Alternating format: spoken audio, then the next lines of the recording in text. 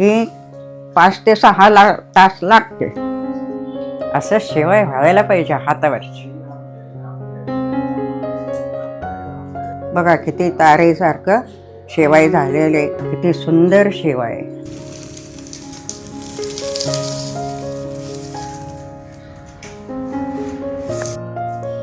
ते आपण थोडं आधी कुटून घेतलं. त्याच्यानंतर असं ते पाण्यात बुडून परत मऊ मऊ होस्तर 2 वेळा बुडून कुटायची.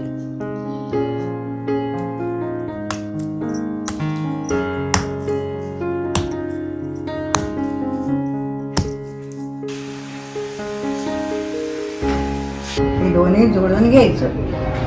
हे असं बोटाला गुंडाळायचं.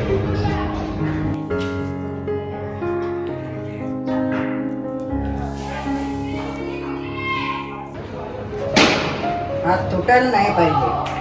मीठ तूप कमी पडलं तर ही तुटू शकतो. हा तुटले नाही म्हणजे व्यवस्थित मीठ आणि तूप बसले. किती लांब गेले तर तुटत नाही. त्याच्यात मीठ अगदी व्यवस्थित बसले. आता आपण काठीवर घालायचं. झालं बाबा, हुश. मस्त शेवाय.